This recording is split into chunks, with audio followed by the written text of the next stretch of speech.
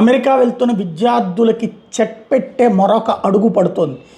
తాజాగా అమెరికా కాంగ్రెస్లో ఒక బిల్లు ప్రవేశపెట్టబడింది. ఇది సంచలనాత్మకమైనటువంటి షాకింగ్ పరిణామం. ఏంటయ్యా అంటే సాధారణంగా అక్కడ చదువు పూర్తయ్యాక అమెరికాలో ఓపీటీ అనేటటువంటి కాన్సెప్ట్ కింద ఇంకొక 2 ఏళ్ళు ఉండొచ్చు. అంటే చదువు పూర్తయ్యాక దాన్ని ఏమంటారంటే ఆప్షనల్ ప్రాక్టికల్ ట్రైనింగ్, అంటే చదువు పూర్తయిన దాన్ని అక్కడే సదరు సంస్థలో శిక్షణ పొందేటటువంటిది ఇంకొక 2 సంవత్సరాల దాకా ఈ అవకాశం ఉంటుంది.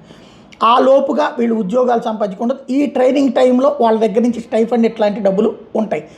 ఈ ఓపీటీ అవకాశాలతోనే అసలు వెళ్తుంది. అందుకనే F1 వీసాలతో ఒకటి అక్కడ చదువుకునేటప్పుడు ఈ పనులు చేసుకోవచ్చు.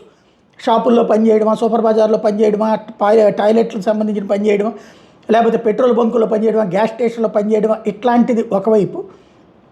రెండో వైపున వచ్చేటప్పటికి అయిపోయాక ఓపీటీ కింద ఇంకొక 2 ఏళ్ళు ఉండొచ్చు అన్నట్టు. F1 వీసాలు తీసుకున్నటువంటి వాళ్ళకి, పెళ్ళిళ్ళు చేసుకున్నటువంటి అమ్మాయిలకు కూడా అక్కడ వీసా వస్తుంది. వాళ్ళు డిపెండెంట్గా అక్కడ ఉండొచ్చును.